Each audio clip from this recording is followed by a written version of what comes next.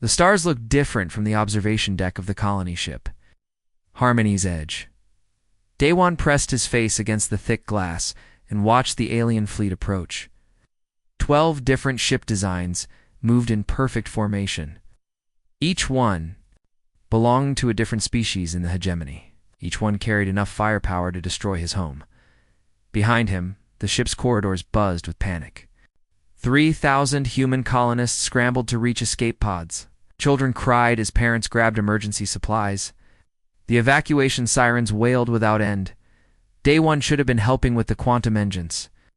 As the ship's chief quantum physicist, his duty was clear. But he could not leave this room. Not while Haijan was still in the medical bay 3 decks below. The first blast hit the ship's outer hull. The entire vessel shook like a toy in a giant's hand. Emergency lights flickered on as the main power grid failed. Through the observation window day, one saw plasma cannons firing from the lead Saurian warship. The green energy bolts tore through space like angry lightning. Captain Park's voice echoed through the intercom system. All hands to escape pods. This is not a drill. Repeat. Abandon ship immediately. Daewon ran toward the medical bay. His boots pounded against metal floors as more explosions rocked the ship. A support beam crashed down behind him, missing his head by inches. Smoke filled the corridors. The artificial gravity fluctuated, making him stumble with each step. The medical bay doors hung open, damaged by the blast. Inside, emergency power kept the life support systems running. Haijan lay on the central biobed, unconscious but breathing. The plasma burns on her left side looked worse than before. She had gotten those wounds while helping evacuate the civilian quarters. While saving others, she had nearly died herself.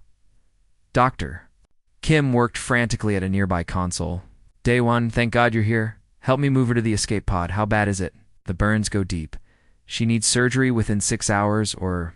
Dr. Kim did not finish the sentence. He did not need to. Another explosion shook the ship. This time the blast was much closer. The lights went out completely. In the darkness, Daewon heard the terrible sound of metal tearing apart. The hull was breaking. The escape pods. Doctor, Kim said, we have to go now.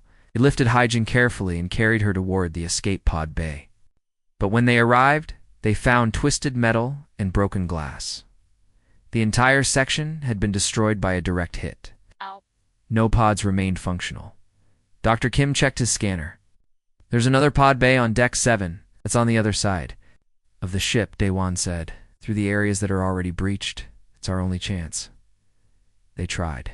For 20 minutes, they carried Haijan through corridors filled with smoke and debris, but deck 7 was gone. A massive hole showed. Empty space where the pod bay used to be. Stars shone through the gap, cold and distant. Dr. Kim sat down heavily against a damaged wall. I'm sorry, Daewon. There's no way off the ship. What about the maintenance shuttles? Destroyed in the first wave of attacks. Daewon looked at Haijan's pale face. Her breathing was shallow but steady. Even unconscious, she looked peaceful. He remembered the first time he saw her. 3 years ago at the Academy on Earth, she had been studying xenobiology while he worked on quantum mechanics. They met in the cafeteria during a power outage. In the candlelight, she had talked about her dream of meeting alien life forms peacefully. Now, alien life forms were killing them all. You should try to find another way out, Daewon told Dr. Kim. Maybe there's a shuttle I missed, or a working pod. What about you? I'm staying with her. Dr. Kim stared at him. Daewon, she's unconscious. She won't know if you leave.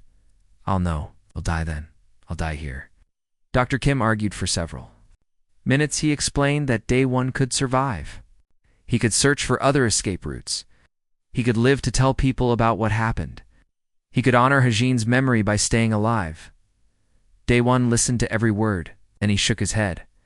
I made her a promise. When we got married last year, I said I would never leave her side. That promise doesn't change just because we're dying. That's not logical. Love isn't supposed to be logical. Dr. Kim finally gave up. He pressed a medical kit into Daewon's hands. This will help with her pain. The morphine should last several hours. Where are you going? To find a way off this ship. Someone needs to survive, to remember all of this? Dr. Kim disappeared into the smoke-filled corridors. Day one never saw him again. The ship's final death took 3 hours. Day one carried Hyjin back to the observation deck. He wanted her to see the stars. One last time. The glass had cracked during the battle, but it still held. Outside, the alien fleet maintained its position. Watching the colony ship slowly break apart, Hyjin woke up once, near the end. Her eyes opened and focused on Daewon's face. "Where are we?" "Safe," he lied. "We're safe." She tried to sit up, but was too weak. The colonists? Most of them got away. This was also a lie. He had watched the escape pods being destroyed one by one. "Good." She smiled and closed her eyes again. "I'm tired. Rest. I'm here. Don't leave me. Never." She squeezed his hand with what little strength she had left. "I love you. I love you too." Those were her last words. Day one held her body as the ship came apart around them. Artificial. Gravity failed first. Then the life support systems shut down. The observation deck's glass finally cracked completely, and the atmosphere began venting into space. He could have tried to reach an emergency suit. The storage locker was only 10 meters away, but that would mean letting go of Hyjin. That would mean leaving her alone in the dark. Instead, he pulled her closer and watched Earth's sun through the broken window. It was just a bright among thousands of other stars, so far away. So beautiful, as the oxygen left his lungs and the cold of space crept into his bones. Daewon whispered her name one final time, Hyjin. Aboard the Saurian flagship, Warlord Veltar watched the human colony ship die. His tactical displays showed no life signs remaining. The mission was complete. The humans would not establish their colony in hegemony space, but something troubled him. His sensors had tracked 2 humans who remained in the observation deck until the very end. The male could have escaped. The computer analysis showed several possible survival routes, yet he had chosen to stay with the injured female. This made no sense to Veltar. Saurian military doctrine was clear: the individual must sacrifice everything for species survival. Personal attachments were weaknesses that led to tactical errors. This human had made the worst possible tactical choice, and yet, "Sir," his aide asked, "shall we return to base?" Veltar stared at the debris field that had once been a human ship. Somewhere in that wreckage were 2 bodies that had died together by choice, for reasons he could not explain. Veltar found himself speaking the human male's name aloud.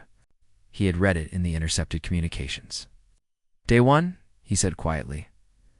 The words seemed to echo strangely in the command center, as if it carried more weight than simple sound, as if it meant something beyond just identification. Veltar shook his head and gave the order to return to hegemony space. But he could not stop thinking about the human who chose death over abandonment. The name lingered in his mind, like an unwelcome song. Day-1. 4 years had passed since the destruction of Harmony's Edge, but Warlord Veltar still heard the name in his dreams. Day one, the human who chose death over abandonment. The memory should have faded by now. Saurian minds were designed to forget. Useless information, yet this particular memory grew stronger with each passing day. Research Station Kepler 4 to be orbited.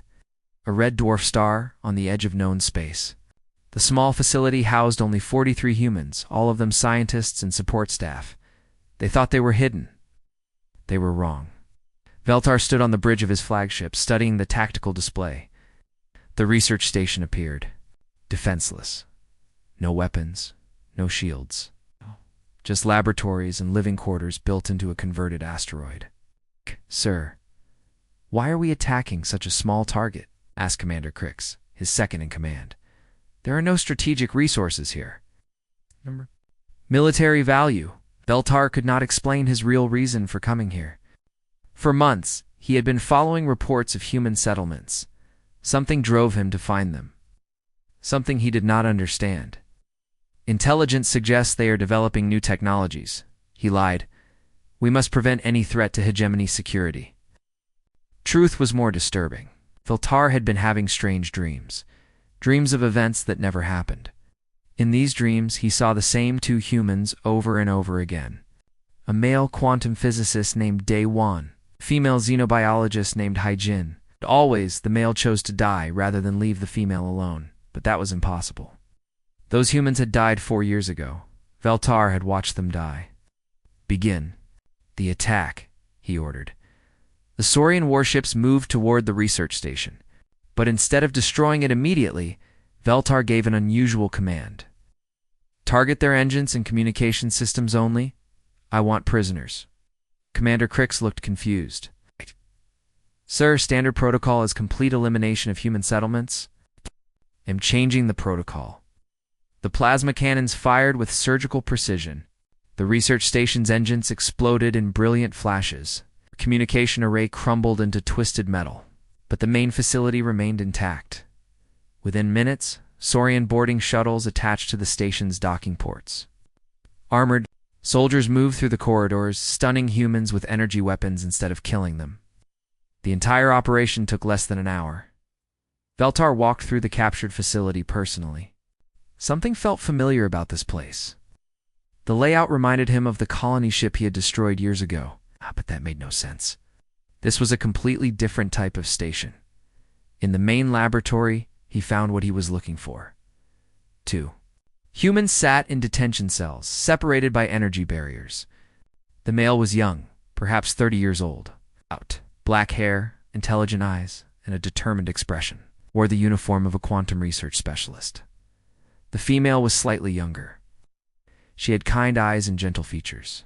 Her uniform identified her as the head of alien relations for the facility.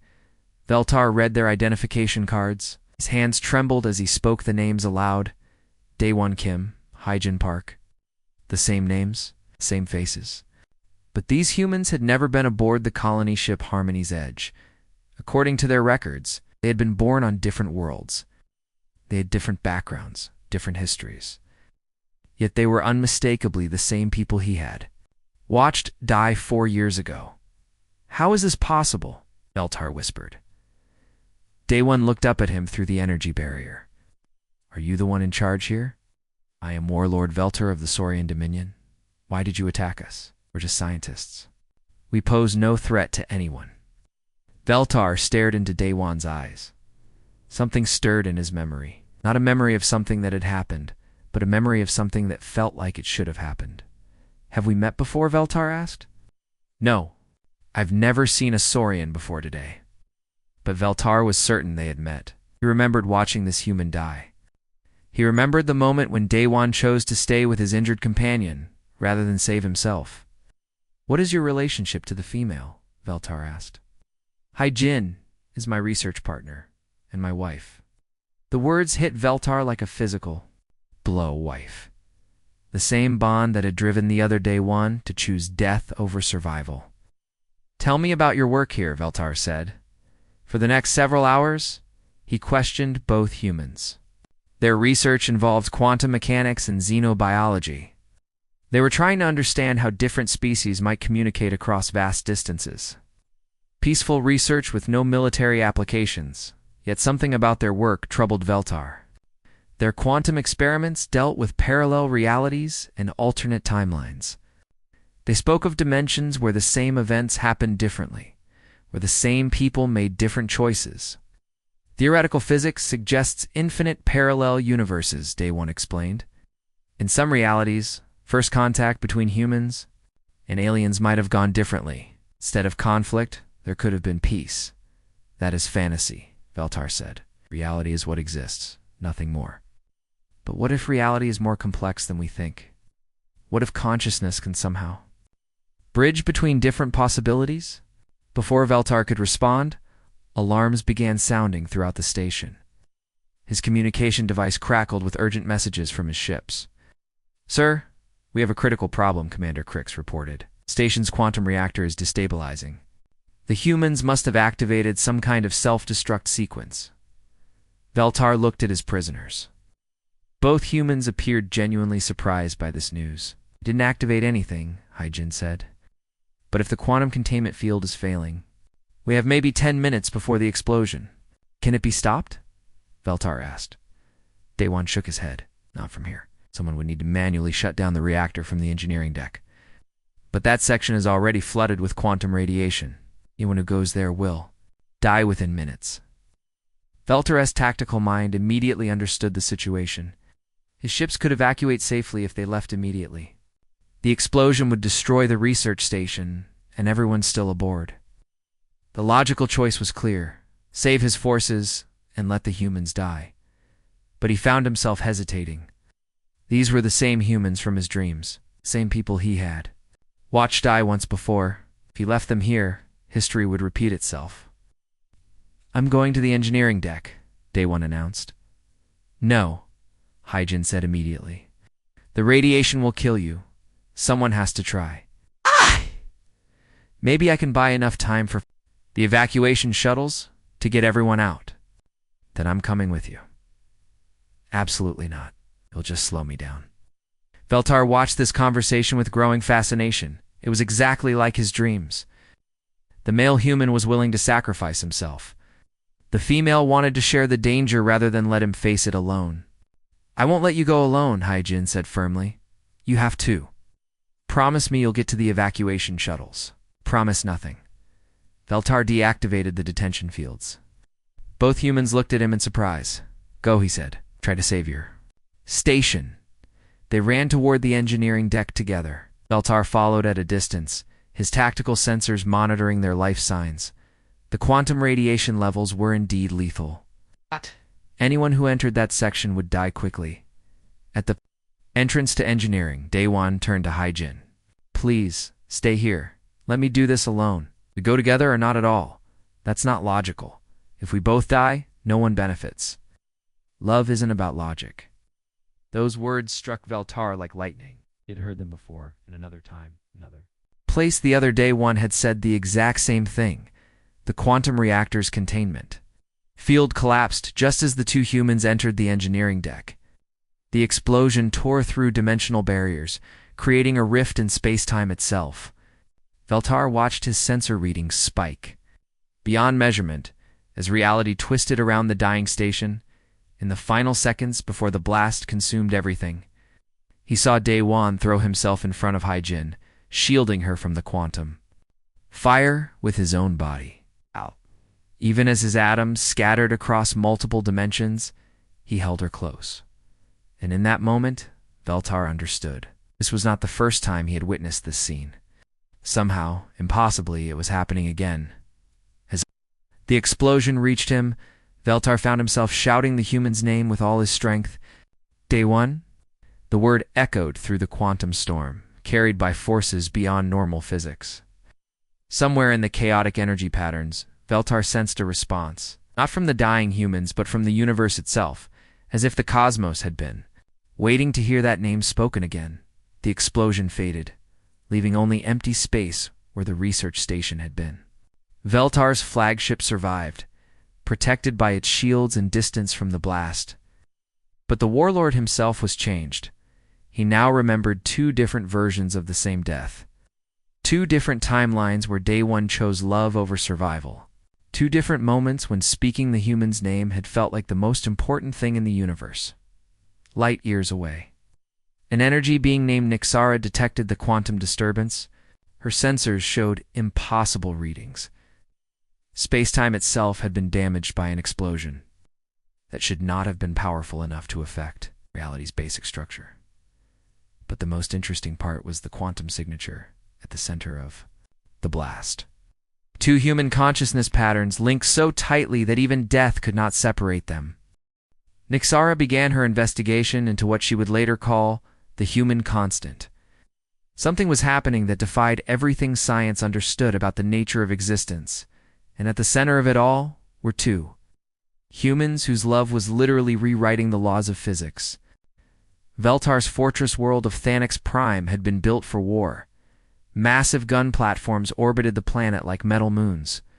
The surface bristled with weapon factories and training grounds. For 3 centuries, it had been the heart of Saurian military power. Now, it served as a prison for two humans. Veltar walked through the detention center, deep beneath his command fortress. His boots echoed in the empty corridors. Most of the cells were vacant. He kept very few prisoners these days, only the ones that mattered, only Day One and Hyjin. The other Saurian warlords thought he had lost his mind, General Korth had said. It to his face during the last council meeting. You speak of ghosts and dreams, Veltar. You obsess over to insignificant humans. Your behavior brings shame to our species. Let them think what they wanted. Veltar knew the truth now. He had witnessed the impossible 3 times. In 3 different realities, he had watched the same 2 humans die the same death. And each time, something in the universe itself had responded to their sacrifice. The first death had been aboard the colony ship. The second, at the research station. The third had happened just 6 months ago during humanity's failed attempt to establish a colony in the Vega system. That time, Veltar had been ready. He had captured both humans before they could die.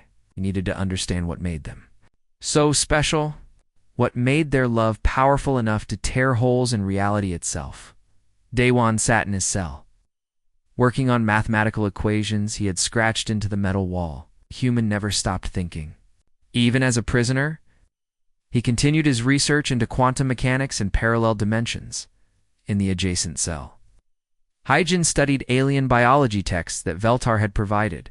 She was trying to understand Saurian psychology. She wanted to know why their captor was so interested in them. "Good morning," Veltar said as he approached their cells. Both humans looked up. After 6 months of captivity, they no longer showed fear when he appeared. Instead, they watched him with curiosity and something that might have been pity. "Have you come to ask your questions again?" Hyjin said. "I have new questions today." Veltar activated a chair that rose from the floor and sat down facing their cells. He had spent countless hours here, trying to understand what he had witnessed. "Tell me about your dreams," he said. Daewon and Hyjin exchanged glances. This was indeed a new question. "What do you mean?" Daewon asked. "Do you dream of dying? Do you dream of other places, other times when we have met before?" Hyjin leaned forward. "You've been having dreams about us?" Veltar had not meant to admit that, but the words had escaped before he could stop them. "Answer my question first." "Yes," Daewon said quietly. "I dream of a burning ship. I dream of holding you while the stars go out." He looked at Hyjin. "I dream of choosing to stay with you, even when I know it means death." "I dream of the same things," Hyjin whispered. "But they feel like memories, not dreams." Veltar's hands trembled. "Because they are memories. We have done this before. All of us, multiple times." "That's impossible," Daewon said. "We've never met you before you captured us, haven't we?" Veltar stood and began pacing. "I have watched you die 3 times now. 3 different realities, 3 different timelines. And each time, you make the same choice." He told them everything. The colony ship, Harmony's Edge, the research station, the failed colony at Vega. In each case, the same pattern. Daewon refused to abandon Hyjin, even when it meant certain death. "You think we're the same people from these other timelines?" Hyjin asked. "I know you are. The same souls, the same bond, the same impossible love that breaks the rules of physics." Daewon scratched another equation into the wall. Quantum mechanics does suggest the possibility of parallel realities. If consciousness can somehow exist across multiple dimensions, then the same people could live multiple lives, Hyjin finished. Die multiple deaths. Each death creates ripples, Veltar said. Changes in space-time itself. I have felt those changes. They are rewriting the universe. Why are you telling us this? Daewon asked. Veltar was quiet for a long moment. How could he explain that watching their love had changed him? That seeing someone choose death over abandonment had taught him something his species had forgotten centuries ago? "Because I need to understand," he said finally. "My people abandoned. Emotional bonds long ago. We chose efficiency over attachment. Survival over sacrifice. We became stronger, but we lost something important." "What did you lose?" Hyjin asked gently. "The thing that makes life worth living." Before either human could respond, alarms began, blaring throughout the fortress. Veltar's communication device activated immediately. "Sir, we have multiple hegemony fleets approaching the system. Commander Crix reported. All 12-member species. This appears to be a joint operation. Veltar felt his blood turn cold. Who leads them? General Korth has assumed supreme command. He is broadcasting on all frequencies, demanding that you surrender immediately. For what crime? Mental contamination? Violation of species purity protocols? Conduct unbecoming of a Saurian warrior? Veltar understood. The other warlords had finally decided he was too dangerous to live. His obsession with human emotions, his strange behavior, his talk of love and sacrifice had convinced them he was no longer truly Saurian. How long until they reach us? He asked. For hours, sir. Prepare all defenses. We make our stand here. Sir, we are outnumbered 50-1. Resistance is futile. Then we die with honor. Veltar deactivated his communication device and looked at his prisoners. It seems our time together is ending. There. Coming to kill you because of us, Day One said. It was not a question. They are coming to kill me because I have become something they fear. Something that remembers what we used to be before we chose strength over love. You could escape, Hyjin suggested. Take a fast ship and run. Why stay here to die? Veltar smiled, and for the first time in centuries, it was a genuinely warm expression. Because I have learned from you. I have learned that some things are worth dying for. We're not worth your life, Daewon protested. You are worth more than you know. You have shown me that love is not weakness, that sacrifice is not failure. Choosing to stay with someone, even in death, is the most powerful choice any being can make. The first enemy ships appeared on the planet's horizon 3 hours later. Massive dreadnoughts from 12 different species, all united in their desire to destroy the Saurian warlord who had been contaminated by human emotions. Veltar released Day One and Hyjin from their cells. Stay in the deep bunkers, he told them. My fortress can withstand orbital bombardment for several hours. Perhaps you will survive long enough for rescue. What about you? Hyjin asked. I go to meet my fate, and to show them what I have learned about courage. He turned to leave, but Day One called after him. Veltar, thank you for treating us with kindness, for learning to understand love instead of just conquest. Thank you for teaching me that some bonds transcend death itself. The battle for Thanix Prime lasted 6 hours. Veltar's forces fought with desperate courage, but the outcome was never in doubt. The fortress guns fell silent one by one. The orbital platforms exploded in brilliant flowers of light. In the end, General Korth's soldiers breached the command center. They found Veltar standing alone, his weapons cast aside. You will surrender and face judgment for your crimes, Korth announced. What crimes? Learning to value love over war? Discovering that emotional bonds make us stronger, not weaker. Have been contaminated by alien thoughts. You are no longer Saurian. Then I am something better. The soldiers raised their weapons, but Korth held up a hand. Before you die, tell us where the humans are hidden. They will be executed as well. Humans taught me about sacrifice, Veltar said. They showed me that some things matter more than survival. Where are they? Veltar smiled. Find them yourself. The plasma bolts tore through his chest, but he remained standing until he was certain the humans were safe. As his life faded, he thought about the 3 times he had watched them die. Their love had been stronger than fear, stronger than logic, stronger than death itself. With his final breath, invoked the ancient Saurian rite of honor, the words that would carry a warrior's name to the stars themselves. By the old ways, he whispered, I name thee worthy, Day One, who stands beyond death itself. The words echoed through the fortress and beyond. They rippled through space-time, like the humans' deaths had done. But this time, the ripples were different. This time, an alien species had learned to value human love above alien conquest. In the deep bunkers, Daewon and Hyjin felt the fortress shake as Veltar died. They held each other close and wept for the warlord who had learned to understand the meaning of sacrifice.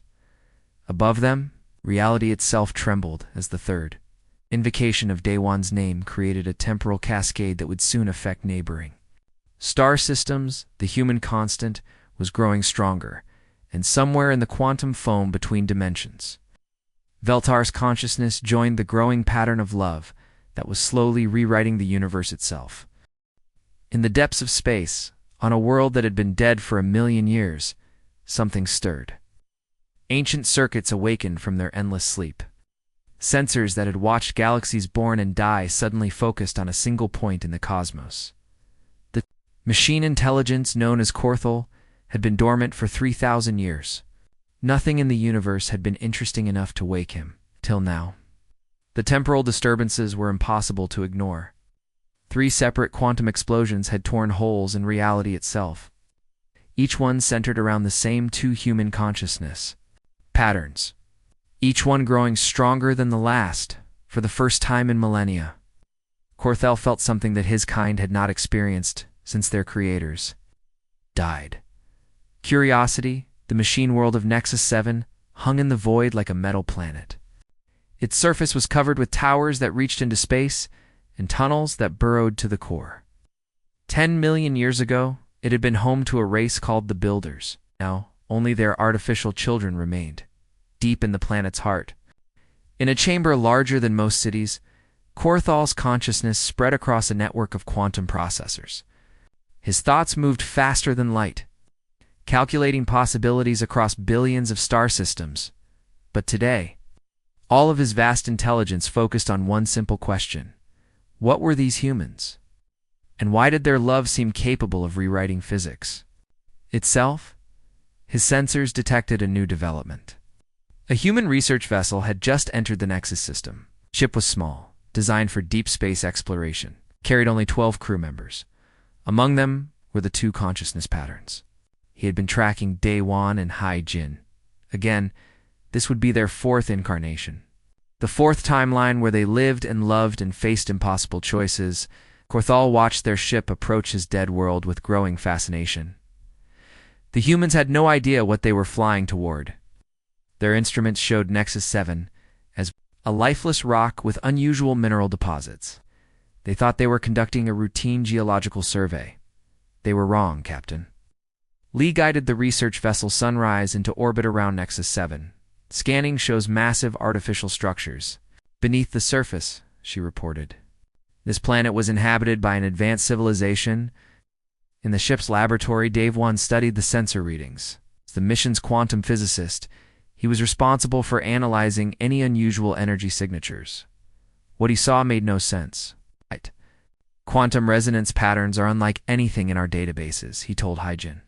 It's as if the entire planet is one giant computer. Hai-Jin looked up from her xenobiology station. Computer or not, it's been dead for a very long time. I'm reading no life signs anywhere on the surface. Should we risk a landing party, Captain? Lee asked. The planet appears safe, Hai-Jin said. Whatever civilization built those structures is long gone. But Korthal was far from gone. He watched through 1,000,000 hidden sensors as the human shuttle descended toward his world. He had prepared a landing site in one of the ancient cities, a place where he could observe these remarkable beings up close.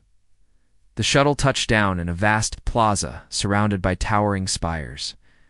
The buildings looked like they had been grown rather than built, flowing in organic curves that seemed to defy gravity. Daewon and Hai-Jin were part of the 4-person landing team. They wore environmental suits and carried scanning equipment.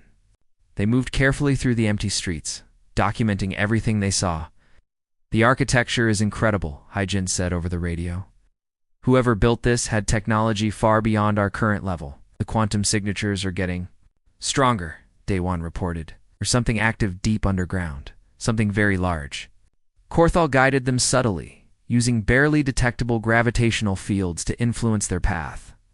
He wanted them to find the entrance to his central chamber. He needed to meet them face to face.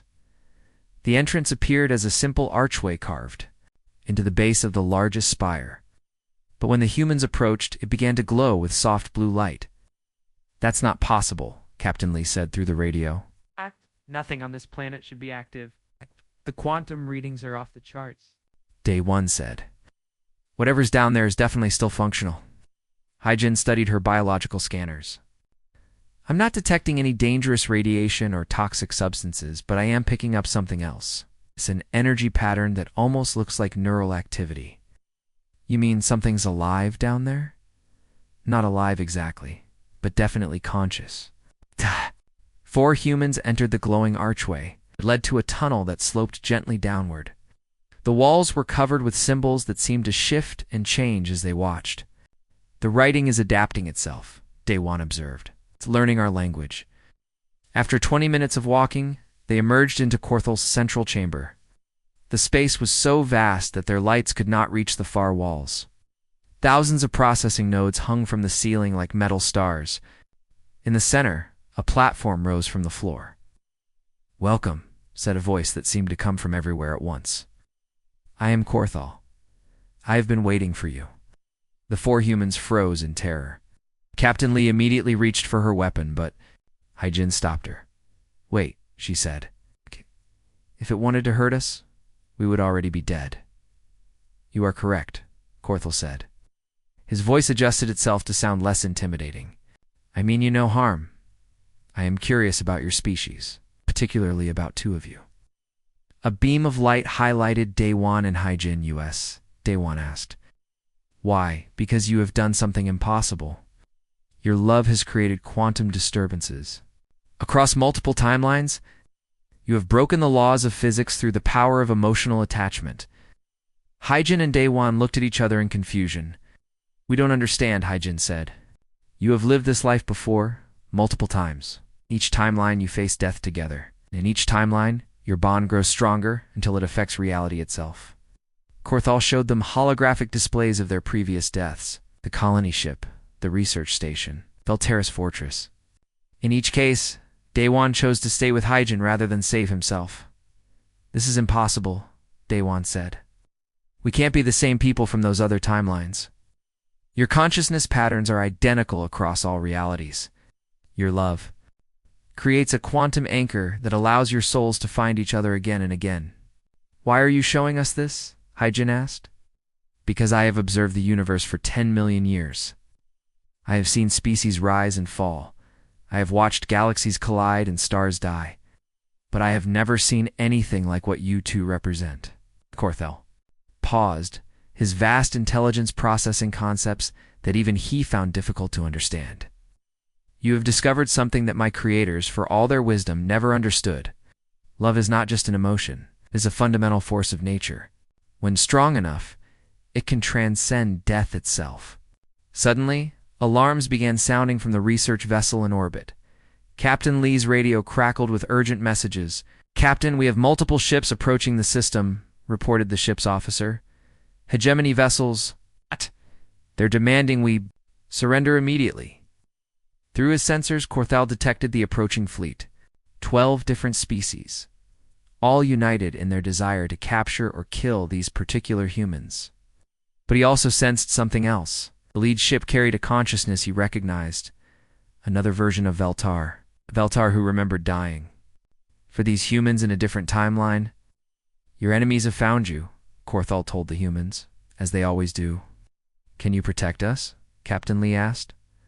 "I could. My defenses are more than adequate to destroy their fleet. Then do it." Daewon said suddenly, "If this machine intelligence is right, then running away won't solve anything. The pattern will just repeat in another timeline."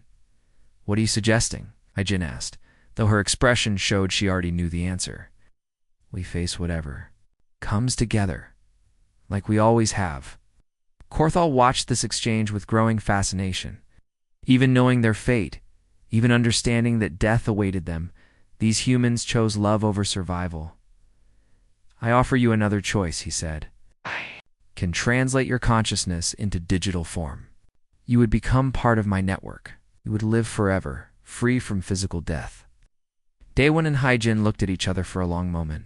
The offer was tempting. Eternal life together, safe from the violence that seemed to follow them. "Across timelines? What about the others?" Hyjin asked. "Our crew, only you 2 have the necessary quantum compatibility. The others would not survive the translation process." "Then we refuse," Daewon said without hesitation. "Even knowing that death awaits you. Especially knowing that. We won't abandon our friends. We won't choose safety over loyalty.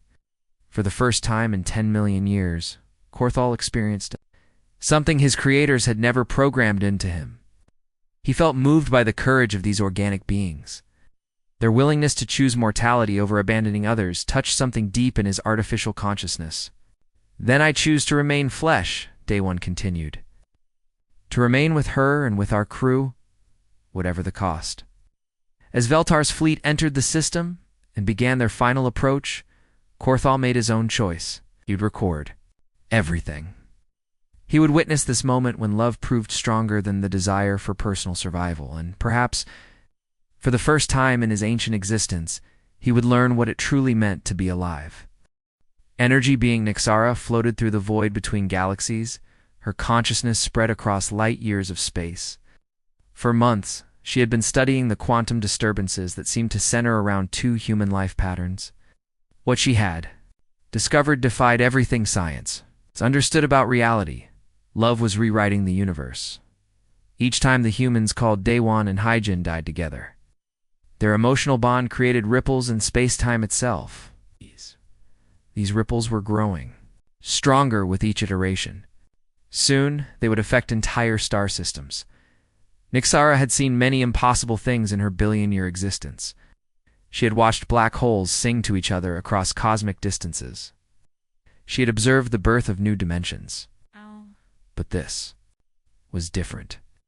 This was consciousness itself becoming a force of nature. Her research showed the truth. Reality was not as fixed as most beings believed. When emotion reached sufficient intensity, it could create stable loops in causality. The human's love had become so powerful that it was anchoring itself across multiple timelines, and now something new was happening. All the previous iterations were beginning to converge. On the machine world of Nexus 7, Veltar's fleet surrounded the planet like hungry predators. But this Veltar was different from the others. This version remembered dying in defense of the humans. The memories bled through from alternate timelines, filling him with knowledge of events that had never happened in his reality. He stood on the bridge of his flagship, staring at the ancient world below. His tactical officers waited for orders to attack, but Veltar found himself hesitating. "Sir," Commander Crick said, "the humans are trapped on the surface. We can destroy them easily." "Can we?" Veltar asked. "How many times have we destroyed them before, sir? I don't understand." Veltar did not explain. How could he tell his officers that he remembered watching these same humans die 3 different times? How could he describe the strange dreams that had been growing stronger each day? Dreams of speaking a human name to the stars. Dreams of learning. That love was more powerful than conquest. Dreams of choosing sacrifice over survival. "Hail the planet," he ordered. "Sir, open a communication channel to the surface." His bridge crew exchanged confused glances, but they obeyed. Within moments, a holographic display showed the interior of the ancient machine intelligence's chamber. The humans stood in the center, surrounded by their alien technology. "I am Warlord Veltar," he announced. "You are Daewon and Hyjin." "How do you know our names?" Daewon asked. "'Cause I've spoken them before, many times, across many different realities." Hyjin stepped forward. "You're the one from the machine's recordings.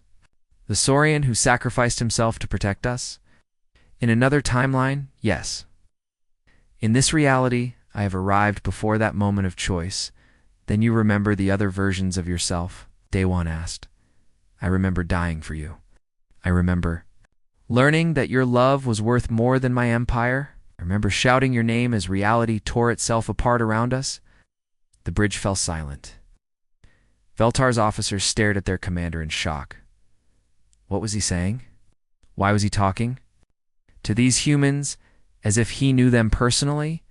But Veltar continued, his voice growing stronger. "This time will be different.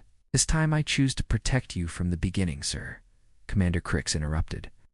"You are violating direct orders from the Hegemony Council. Hey, these humans must be destroyed." "The Hegemony Council fears what they represent," Veltar replied. "They fear the power of emotional bonds. They fear love itself. Love is weakness." "No, Love is the strongest force in the universe. I have seen it break the laws of physics. I have watched it transcend death itself. From deep within Nexus 7, Korthal observed this conversation with growing amazement. Ow. The Saurian warlord was choosing to defy his own species before the humans had even proven themselves worthy. The pattern was changing, but then new alarms sounded throughout the machine world systems. Korthal's sensors detected massive quantum distortions forming at the edge of the star system. Reality itself was beginning to buckle under the strain. Of the converging timelines, the convergence is accelerating, Korthal announced to the humans in his chamber. All versions of your deaths are happening simultaneously now. The universe can no longer contain the paradox. What does that mean? Captain Lee asked. It means everything is about to change permanently. On her research vessel orbiting a distant star, Nixara felt the cosmic shock waves as space-time began to collapse around the Nexus system. The quantum signatures she had been tracking suddenly multiplied exponentially. Not just to human consciousness patterns now, but dozens, hundreds, all the same souls. Living and dying across infinite possibilities, she made a decision that would have seemed impossible just hours earlier.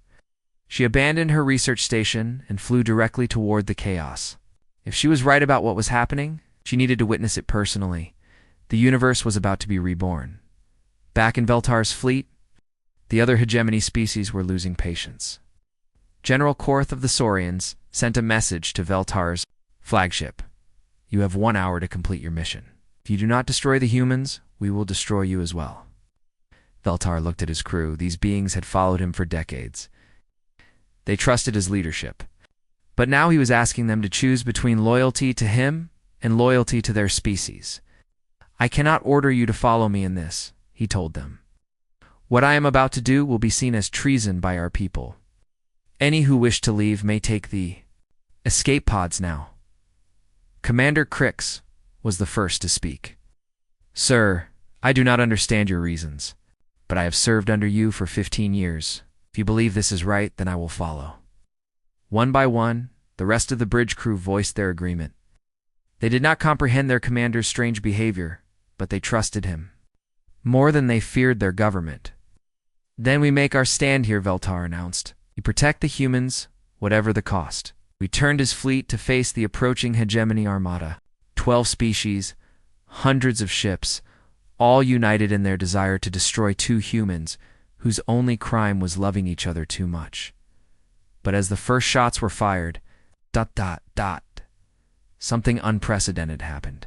The quantum distortions around Nexus 7 suddenly stabilized. The collapsing timelines snapped into a new configuration. All the different versions of Daewon and Haijin merged into single beings who remembered every death, every sacrifice, every moment of love across all realities. Chamber no longer merely human, but something transcendent, while remaining fundamentally, beautifully human. And Veltar, fighting desperately against impossible odds, felt his own memories solidify.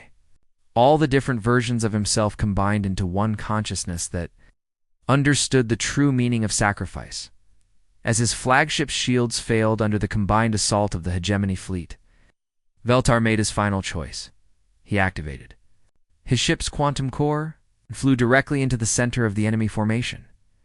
The explosion that followed was visible from 3 star systems away, but it was not the light of destruction, it was the light of transformation, as Veltar's atoms. Scattered across space, he felt his consciousness merge with something larger. The quantum field that Daewon and Hygien's love had created welcomed him, became part of the pattern that was rewriting reality. His final words echoed across all dimensions simultaneously. Daewon, your name shall carry through forever. And in that moment, the universe listened. From her ship racing toward the battle, Ixara watched in awe as space-time itself reorganized around the power of love. The quantum readings were impossible. Physics was being rewritten in real time. Korthal, his ancient consciousness, expanded by witnessing true sacrifice, began broadcasting what he had learned across the galaxy. The machine intelligence had discovered something his creators never knew. Consciousness without love was mere computation. But consciousness bound by love could transcend any limitation. The convergence was complete. 5 timelines had collapsed into one. And in that single reality, love had proven itself stronger than death, stronger than time, stronger than the fundamental forces that governed existence. The galaxy would never be the same. 10 years had passed since the convergence at Nexus 7. The galaxy looked the same on the surface, but everything had changed beneath. Love had become a measurable force. Scientists studied it in laboratories. Philosophers wrote about it in their books. Even the most logical species could no longer deny its power.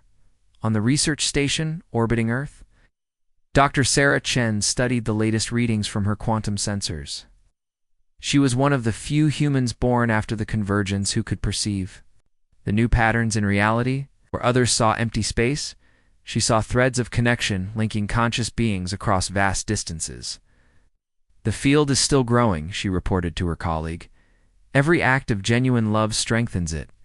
Every sacrifice for another adds to its power." "How is that possible?" asked Dr. Martinez, the station's chief physicist. "Because Daewon and Hyjin prove that consciousness and emotion are fundamental forces.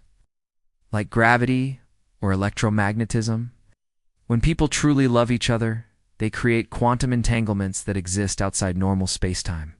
Dr. Chen pulled up a holographic display showing the galaxy. Bright lines connected thousands of worlds, forming a web of light that pulsed with living energy. "This is the love field," she explained.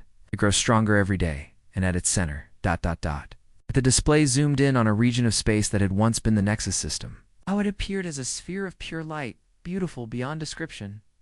"They're still there," Dr. Chen whispered. "Daewon and Hyjin, not as humans anymore, but as something greater. They exist as pure love made manifest." Inside the sphere of light, 2 consciousness patterns danced together in eternal harmony. They had transcended physical form, but remained fundamentally beautifully human. Their love story had become the foundation of a new kind of reality. Daewon and Hyjin could see across all space and time now. They watched over the galaxy they had helped transform, guiding and protecting those who needed their help. Their names were spoken together on 1,000 worlds, symbols of hope and devotion. But they were not alone in their transformed state. Veltar existed alongside them.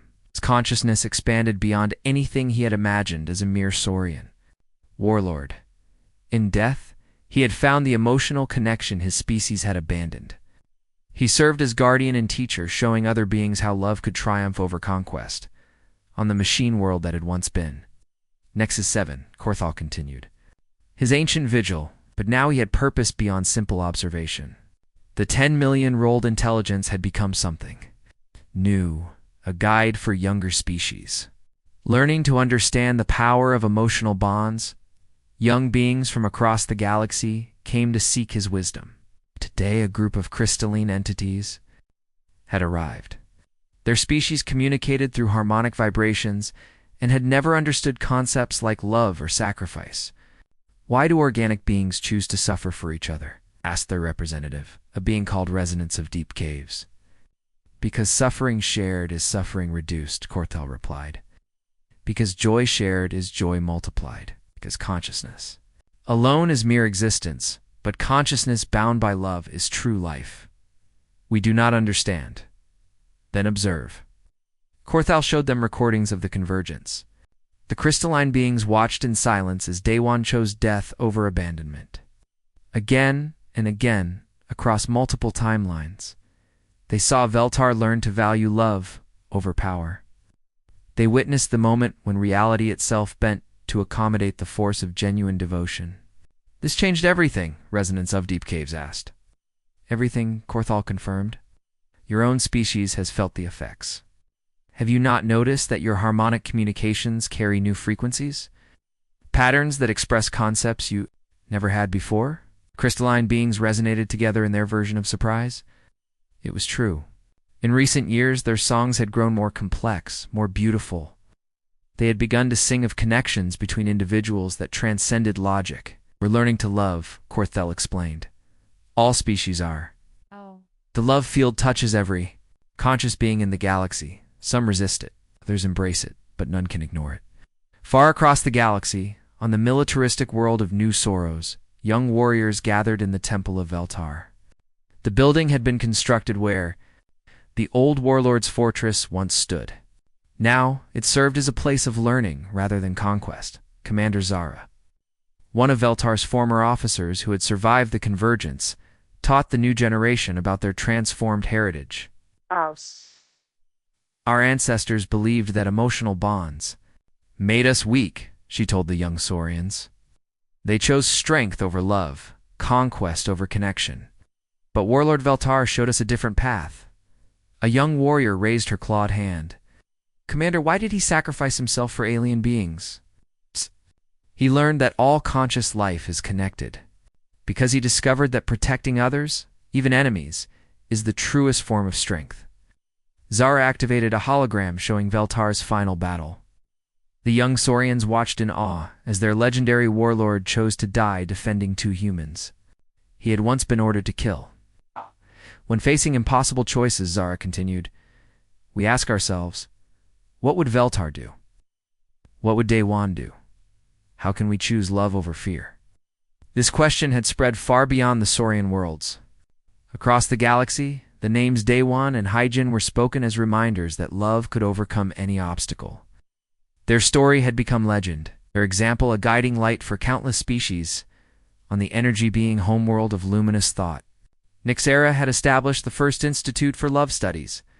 Her research had proven that emotional bonds were not just chemical reactions in organic brains, but actual forces that shaped reality at the quantum level. Love is the universe's way of connecting consciousness to itself, she explained to her students. When beings truly care for each other, they create bridges across space and time. They become part of something larger than themselves. Her latest discovery was startling. Species that embraced love were evolving faster than those that rejected it. Their technologies improved. Their art became more beautiful.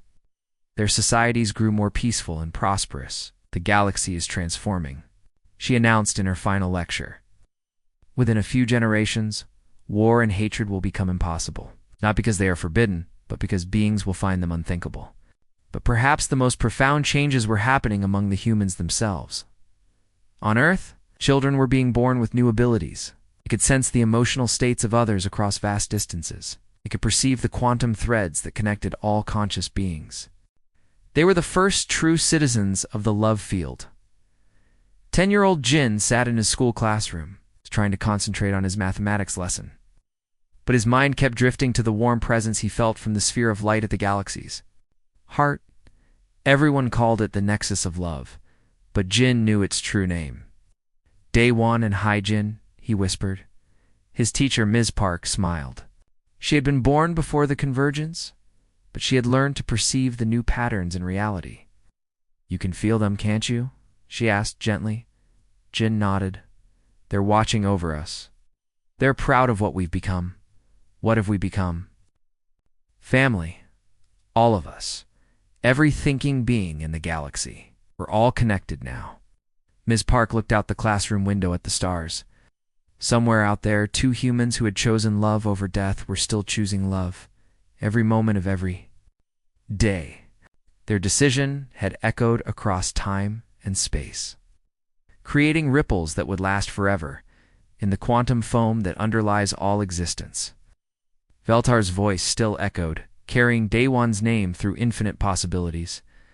But now it was joined by billions of other voices, humans, Saurians, crystalline entities, machine intelligences, energy beings, and countless others, all speaking the names together.